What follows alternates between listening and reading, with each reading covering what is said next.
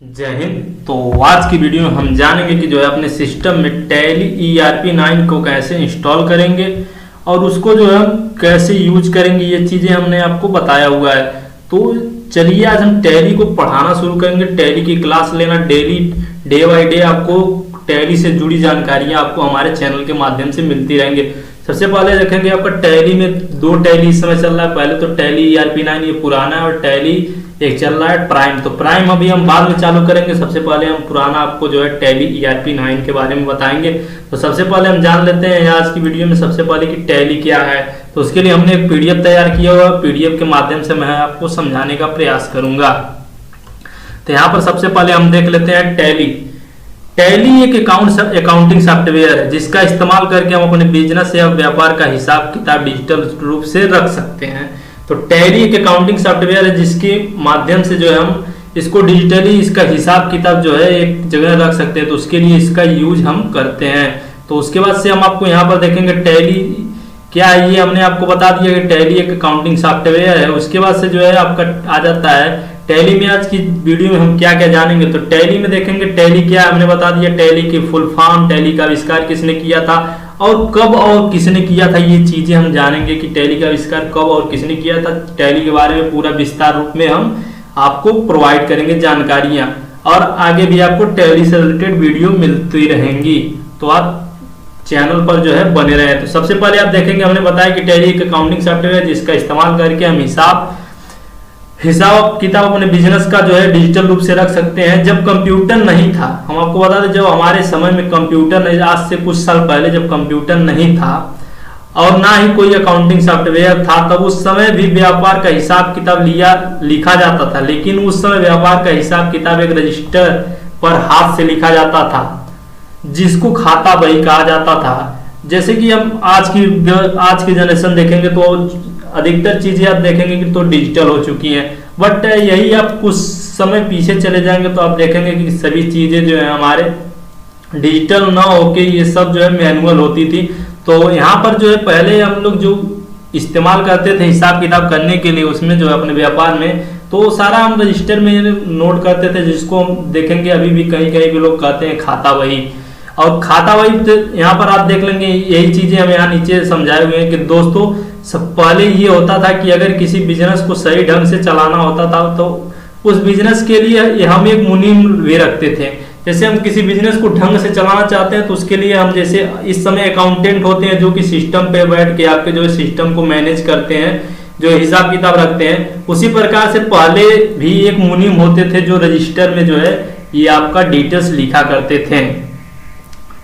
उसके बाद से आप देखेंगे कि जो है बिजनेस से संबंधित सभी कामों को संभालते थे। जो मुनीम होते थे बिजनेस से संबंधित सभी कामों को संभालते थे, जैसे कि बिजनेस में कितना माल बेचा गया है, कितना माल खरीदा गया है, कितने पैसे मिले हैं, कितने पैसे बाकी हैं, कितना लोन है, कितना सामान बचा हुआ है, कितना सामान उधार बेचा गया है। इसके अलावा जो भी बिजनेस से संबंधित जानकारियां थी मुनीम जी अपने रजिस्टर यानी कि खाता बही में अपने हाथों से लिखते थे। यही चीज पहले जब मैनुअल होता था तो मुनीम जो होते थे ये सभी के मतलब कितना दिया गया है, कितना हमारे पास पैसा आया है, कितना बाकी है, कितना हमने लोन दिया हुआ है, कितना लोन हमारे पास लिया गया है, सामान कितना बिका, कितना सामान जो है उधार बेचा गया है, ये चीजें जो है पहले मुनीम के द्वारा जो है रजिस्टर में लिखा जाती थी।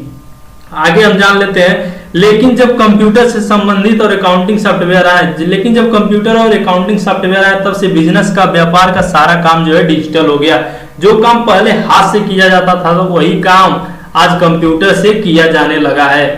और बिजनेस को सही तरीके से मैनेज करने के लिए, रिपोर्ट तैयार करने के लिए अकाउंटिंग सॉफ्टवेयर का इस्तेमाल किया जाता है। वैसे तो आज के समय में मार्केटिंग में ढेर सारे अकाउंटिंग सॉफ्टवेयर है। जैसे कि आप जानते हैं कि मार्केटिंग में बहुत से अकाउंटिंग सॉफ्टवेयर है, जैसे बीजी है, उसी में आपका टैली भी आता है। तो यहाँ पर देखेंगे वैसे तो आज के समय में मार्केटिंग में ढेर सारे अकाउंटिंग सॉफ्टवेयर, लेकिन टैली ERP9 सबसे ज्यादा लोकप्रिय है। इसको जो है आपको समझना बहुत आसान होता है, इसलिए ये ज्यादा लोकप्रिय होता है। और उसके बाद से देखेंगे कि इसमें अकाउंटिंग क्या होता है और सॉफ्टवेयर क्या होता है। तो अकाउंटिंग हम बता दें, अकाउंटिंग का हिंदी में अर्थ होता है लेखांकन। जैसे कि अकाउंटिंग का हिंदी में जो अर्थ होता है उसको लेखांकन कहते हैं। लेखांकन शब्द जो होता है दो शब्दों से मिलकर बना हुआ होता है, लेखा प्लस अंकन, जिसमें लेखा का मतलब होता है लिखना और अंकन का मतलब होता है कि अंकों की गणना करना यानी कि अंक, तो उस प्रकार से दोनों को मिलाकर लेखांकन कहा जाता है और इसे अंग्रेजी में अकाउंटिंग कहते हैं। वही दूसरा शब्द जो है हमारा सॉफ्टवेयर है। तो सॉफ्टवेयर एक ऐसा प्रोग्राम है जिसको जिस काम के लिए बनाया जाता है वो उसे बिना गलती किए काफी फास्ट तरीके से कर देता है, वही सॉफ्टवेयर होता है। जो सॉफ्टवेयर होता है ये जो हमारा एक प्रकार से प्रोग्रामिंग किया गया हुआ जो है एप्लीकेशन होता है, जो कि हमारे जिस भी काम के लिए इसको बनाया जाता है वही ये काम करता है, वो भी बिना किसी गलती के। यदि आपको सॉफ्टवेयर में कोई बग नहीं है, आपने इसे बढ़िया तरीके से जो है डिजाइन किया, तो ये आपको बिना गलती किए आपको जो है बहुत जल्दी से इसका काम कर देता है। तो यहाँ से आपको अकाउंटिंग के बारे में हमने पूरी डिटेल दे दी। अब यहाँ पर हम जानेंगे टैली ईआरपी 9 का फुल फॉर्म क्या है। तो टैली ईआरपी सबसे पहले हम जान लेते हैं टैली का फुल फॉर्म क्या है। तो यहाँ पर देखेंगे ट्रांजैक्शन, टी का मतलब ट्रांजैक्शन होता है, ए का मतलब होता है अलाउड होता है, एल का मतलब लीनियर होता है, उसके बाद से एल का मतलब लाइन होता है, वाई का मतलब यार्ड होता है। मतलब transaction, allowed, linear, line, yard, ये जो होता है हमारा टैली का फुल फॉर्म होता है। उसके बाद से टैली का ये फुल फॉर्म हो गया। और ईआरपी 9 का यहाँ पर आप देख लेंगे, तो यहाँ पर देखेंगे कि ईआरपी 9 का जो होता है enterprise resource planning, ERP enterprise resource planning, इसका जो है फुल फॉर्म होता है ईआरपी का। तो टैली ईआरपी का जो फुल फॉर्म हो जाएगा transaction allowed in A liner line yards enterprise resource planning, ये आपका जो है टैली ईआरपी का फुल फॉर्म हो जाएगा। और टैली ईआरपी 9 का आविष्कार किसने किया था, तो हम आपको बता दें टैली ईआरपी 9 का आविष्कार 1986 में 1986 में जो है आपका श्री श्याम सुंदर